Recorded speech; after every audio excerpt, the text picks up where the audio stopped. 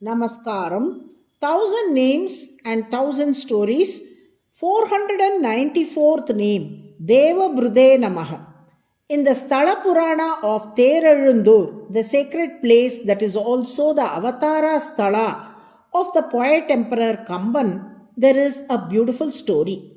It is requested that we view it not in the spirit of division, since the Sthala Purana is connected both with the temple of Perumal and the temple of Shiva, but rather in the spirit of unity.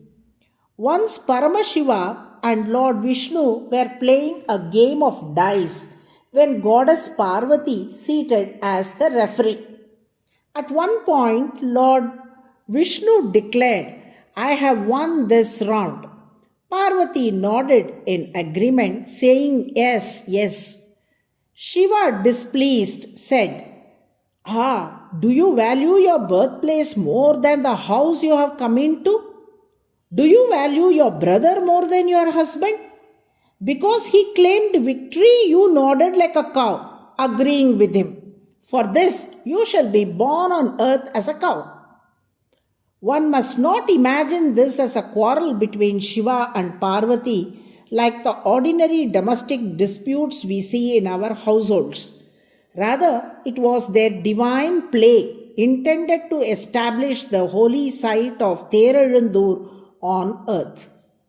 Thus, in Chola country, at Therezhundur, Parvati was born as a cow.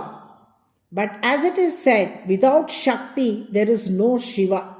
Shiva could not bear separation from her. He too came down to Therezhundur and undertook penance as the Veda Purishwara. Lord Vishnu reflected, "It was through our game of dice that Parvati and Parameshwara became separated. Therefore, it is only right that I unite them again." Taking the form of a cowherd, Krishna, he appeared at Therezhundur with a sacred name, Amaruvi Appan. As Krishna, he protected and cared for Parvati, who had incarnated in the form of a cow, treating her as his own sister. Seeing this, the Vedas themselves assumed the form of calves, drawn irresistibly to him. When Krishna tended the herd, the touch of his divine hand would fall upon the calves. Yearning for this blessed touch, the Vedas took birth as calves. Thus, while he tended the cow, which was Parvati, and the calves, which was the Vedas, Brahma observed all of this from Satyaloka. Brahma hid the cow and the calves inside a cave, but Amaruvi Appan then brought them out again from within his own divine form. Witnessing this, Brahma's pride was shattered and he fell at the feet of Amaruvi Appan. He confessed, "Krishna, you are the one who sustains us, the entire host of celestials. Without realizing this, I acted with arrogance and committed offense against you. Forgive me." After this, while still tending the cow and calves, Amaruvi Appan appeared under the tree where Shiva was performing his penance. The moment he beheld him, Shiva understood that this was none other than Lord Vishnu. He also realized that the cow was Parvati herself. Amaruvi Appan said to Shiva, "I am about to entrust Parvati to you." Shiva replied, "In your incarnation as Rama, I was deeply involved and absorbed. Therefore, it is only fitting that you as Rama should now unite Parvati with me." Amaruvi Appan consented, saying, "So be it."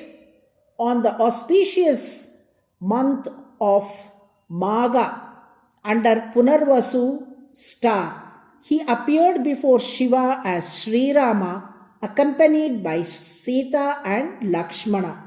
There he restored Parvati from her cow form to her original divine form and united her again with Paramashiva.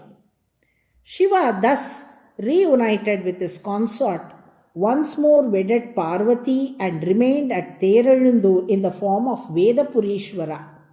Lord Vishnu too remained there as Amaruvi Appan. To this day, every year in the month of Magha, under Punarvasu star, a great festival is held.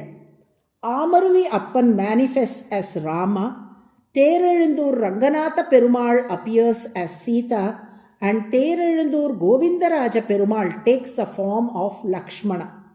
Together they proceed in procession with the cow and calves, and in this sacred Utsav, they ceremonially reunite the cow, which is Parvati, with Vedapurishvara, that is Shiva, in his temple. Just as it is said that Shiva's glory is perfected through Shakti, so too was Shiva's greatness re-established when Lord Vishnu restored Parvati to him. Likewise, Lord sustains all the celestials, Brahma and others, by granting each their due share and upholding them. For this reason, he is praised as DEVABHRUDE, the one who supports the Deva. At Teralundur, the presiding deity is known as Devadirajan, the king of the gods, and this very name shines forth in another form as DEVABHRUDE, the Lord who as leader of the celestials sustains and upholds them. This is the 494th name of Vishnu in Vishnu Sahasranama.